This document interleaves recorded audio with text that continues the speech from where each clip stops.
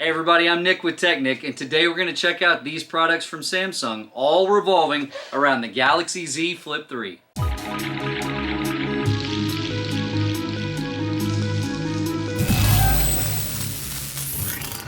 A lot of you are probably too young to remember rocking the flip phone the first time around, but there was something wicked cool about being able to take your phone out and flip it open. It was really a staple around phones for a long time, and it kept the internal, like the keypad and your screen, it kept that stuff kind of folded in and protected. And here we are with the Galaxy Z Flip 3. Now this is a 5G phone.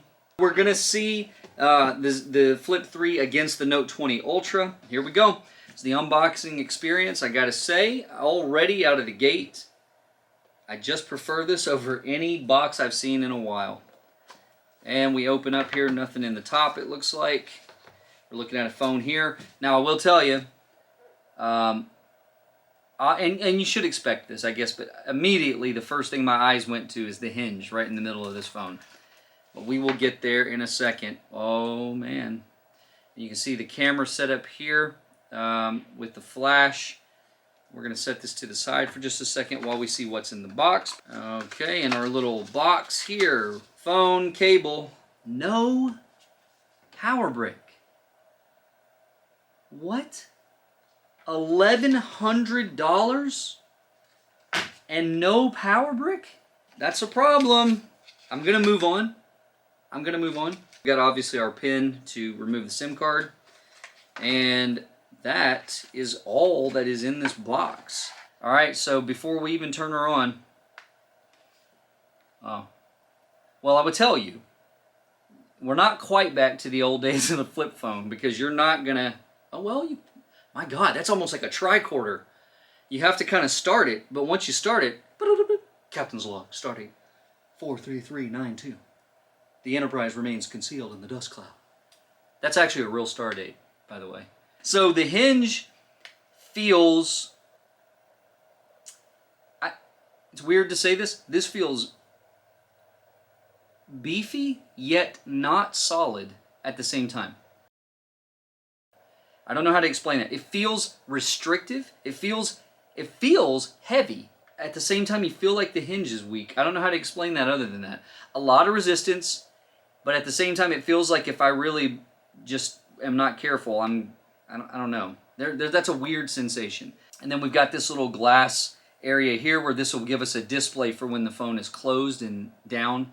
If they don't have it, that would be super cool to have a snooze function that's just when you close the lid. But let's power it up and let's get some first looks at the screen. I can tell you that the quality of the screen is fantastic. Let's see if we can skip through some of this maybe. Okay, while the phone is updating, let's open up the case. Oh, I may not need a knife for this. It's got a little pull tab. Good. All right, let's see what goes on here. So it kind of folds up and comes out. What do we have here? Okay, we've got a bottom piece and we've got a top piece. We also have an optional strap, so you can, if you want this, you can put this on the back of the phone and then slide the strap up between the top and bottom of the case, and it gives you like a key holder. I mean, that's kind of cool. All right, so we're gonna snap these on here.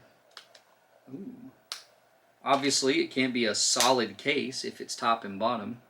So if this were not clear, you'd still be able to see the screen here. It's kind of a punch out, and just gives it a little bit more protection. All right, so just a little bit of the smart switch feature. It moves the information from my current device to the new one. How do I want to connect? Well, I want to connect with the cable, so let's do that.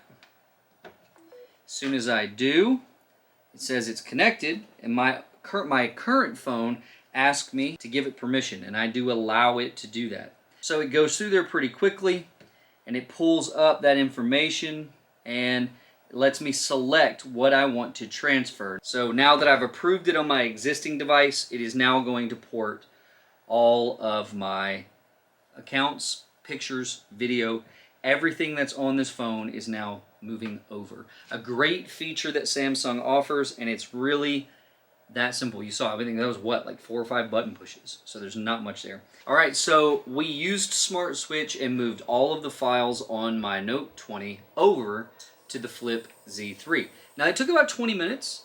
Not the fastest thing that you can imagine. However, it did move a lot of video and pictures. So it is definitely the fastest way to do that. Unless you're coming from a phone with an SD card and you have all that stored on there and you just pop the SD card in. However, contacts and apps and all that, that's what Smart Switch is for moving that. So well worth the 20-minute wait. That's what she said. Don't you? All right, so let's look at, while we have this here, let's look at brightness. So we're going to look at a couple of things. So let's go max brightness on the, let's do the 2 here. I think we can unplug this now. All right, we are max brightness on the Note 20. Don't worry about the time difference. I've just gotten out of a DeLorean, and that's why. The first thing that I'm noticing on the Flip is I'm noticing richer screen quality. The colors are much punchier on the Flip phone, and it's obvious. It is an obvious change. It's extremely responsive. I'm not seeing any issue there. I mean, I wouldn't expect there to be a big difference, but I'm going to tell you the truth. I do feel like the Flip is maybe just a tad bit faster. Camera quality, let's just do that. I mean, we might as well, right? Let's see what we got here. Big difference. The Flip over here, Note over here. So this is 50% brightness. The Note is now at 75. So we're getting, I mean, so it is definitely a brighter screen. However, I don't know all the detail on this, but there is an algorithm working in the background of the camera on the Flip that is texturizing and is extrapolating some image quality there, and it didn't know what to do with the gloss of this picture, and so it's not granulated. It almost looks texturized, whereas this doesn't. So you're getting less doctoring on the Note 20. However, if it does it right, the colors and texture on the Flip are actually better.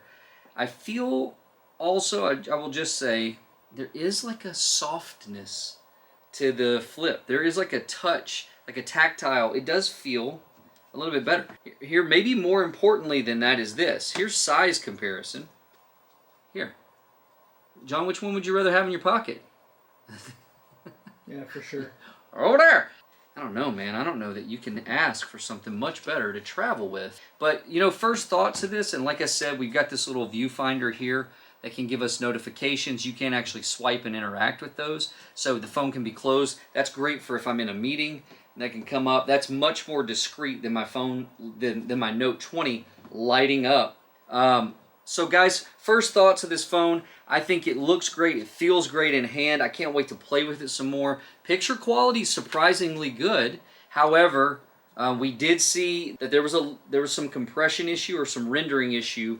It wasn't quite as good. It had some issue with the gloss effect. It didn't know how to render that. But other than that, I think the picture quality was great.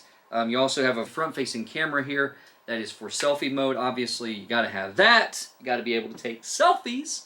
If you're like us, we're going to try it out anyway, but I think this is going to be my daily... You know what? No, it is going to be my daily driver. This is going to be the phone I switch over to and use, so we can follow up and I can answer questions as you have them for durability of the phone and for things that I see that I like or I don't like as we go. So guys, I appreciate you, all of you watching the channel. We're excited to be doing this, and we're excited for the content, and we're excited for what all is to come. So hang with us, share us with your friends, your family.